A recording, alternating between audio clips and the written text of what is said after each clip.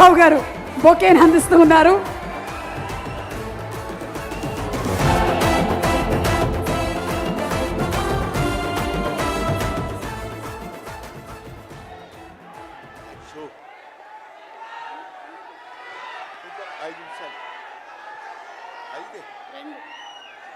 మన ఇద్దరి మధ్య ఒక మాట నిలబెట్టుకున్నాం. ఓకే, ఏమండి, ఈవిడేమో నన్ను 2 నిమిషాలు మాట్లాడమంది, నేనేమో 5 నిమిషాలన్నా మాట్లాడతానని అడుగుతున్నా. మా ఇద్దరి మధ్య బేరం కుదరటం లేదు. మాట్లాడేది ఎవరి గురించి? పవన్ కళ్యాణ్ గురించి. పవన్ కళ్యాణ్ గురించి మాట్లాడాలంటే 2 నిమిషాలు మాట్లాడటం కంటే చాలా థ్యాంక్స్ అండి, సంతోషం అని వెళ్ళిపోవచ్చు. అలాగేనా సార్? 2 నిమిషాలు ఇక్కడ, 3 నిమిషాలు నాతో ఫోన్లో మాట్లాడరా? Okay sir. ఒకటి ఇప్పుడు ఇక్కడి నుంచి లెక్కేసుకోండి టైము, ఇందాకటి కాదు.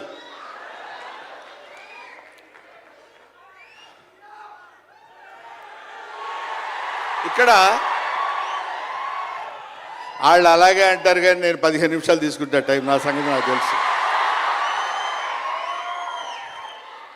పవన్ కళ్యాణ్ గారి గురించి నేను ప్రత్యేకంగా చెప్పాల్సిన అవసరం లేదు. ఆయన మానవత్వం పరిమళించిన మంచి మనిషి. ఎంత గొప్పవాడంటే చాలా గొప్పవాడు అని చెప్పడానికి మాత్రమే మనకు చేతనవుతుంది.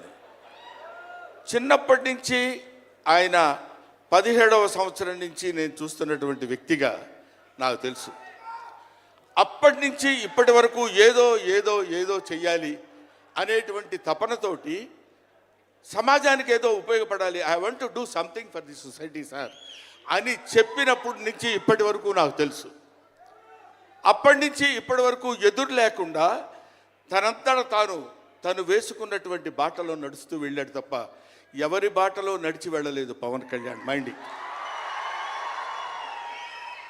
తన బాటలో వస్తున్నటువంటి ముళ్ళు, అవాంతరాలు, కష్టాలు, సుఖాలు తనంతట తాను ఎదురు తిరిగి రొమ్ము విరిచి నడుచుకుంటూ వెళ్ళాడు తప్ప ఎవరు వేసుకున్న బాటలో వెళ్ళలేదు.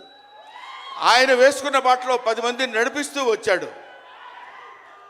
ఒక్క మాటలో చెప్పాలంటే ఆయన ఒక స్వయం శిల్పి, తన్ను తాను చెక్కుకున్నటువంటి శిల్పి. హీస్ ఎఫర్ట్ పెట్టి కష్టపడి పైకి వచ్చిన వ్యక్తి కాదు, హీస్ డెస్టినేషన్. నాకు తెలిసి ఆయన జీవితం ఒక అద్భుతమైనటువంటి సౌందర్యవంతంగా కళాకృతిగా తీర్చిదిద్దినటువంటి వ్యక్తి. ఈయన దేవుణ్ణి ఎందుకు నమ్ముకున్నాడు అనేటువంటి ఆలోచన మనకు వస్తే, ఏదో ఒక మధ్యతరగతి కుటుంబంలో పుట్టినటువంటి వ్యక్తి అలా అలా తను తాను పెంచుకుంటూ వస్తే తెలియదు భగవంతుడు ఎక్కడ ఎలా తలుపు తిప్పుతాడో తెలియకుండా ఆయన తను ఎలా మలుపు తిప్పుకున్నాడంటే, ఈయన సినిమా యాక్టర్ ఏంటి, ఎవరితో మాట్లాడు, ఎటు పక్కన నిలబడతాడు, ఈయన సినిమా యాక్టర్ ఏంటని మనం అనుకుంటే, కాదురా నువ్వు సినిమా యాక్టర్ అయి తీరాలని చిరంజీవి గారు, సురేఖ గారి ప్రోత్సాహంతో అక్కడ అమ్మాయి ఇక్కడ అబ్బాయి అనే సినిమాలో యాక్ట్ చేశాడు. పోనీ యాక్ట్ చేశాడు, అలా అయిపోయింది. అయిపోయిన తర్వాత అంతటితో ఆగాడా? మళ్ళీ ఎందుకు తిరిగాడో ఈ పొలిటికల్ లైన్లో తిరిగాడు.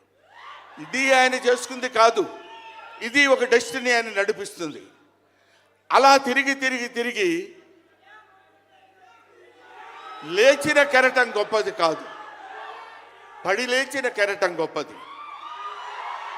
ఎంతమంది ఎన్నైనా అనుకోనివ్వండి, సముద్రం అంతా ఒకసారి ఎదురొచ్చి గుండెల మీద కొట్టినా సరే స్ట్రైట్గా నిలబడి చెప్పగలిగినటువంటి ఏకైక వ్యక్తి మా పవన్ కళ్యాణ్. ఆ రాయి అలా నిలబడి ఉంటుందంటే సముద్రం వచ్చి గుద్దుకొని వెనక్కి వెళ్ళిపోవాలి తప్ప అది కదలదు. అది ఆయన గొప్పతనం కాదు, దిస్ ఈజ్ ఆల్సో డెస్టినీ. ఆయన అలా రుచించబడ్డా అటువంటి వ్యక్తి ఇన్ని అవమానాలు, ఇన్ని భయంకరమైన సిచ్యువేషన్ అంతా తిరగబడి ఈయన మినిస్టరా, ఈయన డిప్యూటీ సీఎమ్మా, ఇది ఆయన గొప్పతనం కాదు. This is also destiny. ఇదంతా ఆయన నమ్ముకున్నటువంటి పరమేశ్వరుడు లిఖించినటువంటి ఒక అద్భుతమైనటువంటి సిచ్యువేషన్ అయింది. అందువల్ల పవన్ కళ్యాణ్ గారు బతుకు మీది చావు మీది, బతుకంతా దేశానిది. అంతే, పుట్టుక మీది, చావు మీది, ఈ రెండే మీవి.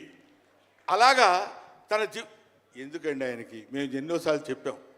మమ్మల్ని మామూలుగా, నేను పెద్దవాడిని కాబట్టి డైరెక్ట్గా తిట్టలేక చిన్న మందలింపించినది. ఎందుకంటే మనకి ఆ రాజకీయాలన్నీ ఎందుకండి? నో, ఎప్పుడైతే మూర్ఖత్వం అనే పదం మనం వాడతాం, కానీ మూర్ఖత్వానికి ఇంకో పదం ఏంటంటే పట్టుదల. పట్టుదల ఉంటే ఏదైనా చేయగలం. నువ్వు నా దగ్గరికి రావద్దు సుమా, వెళ్ళు.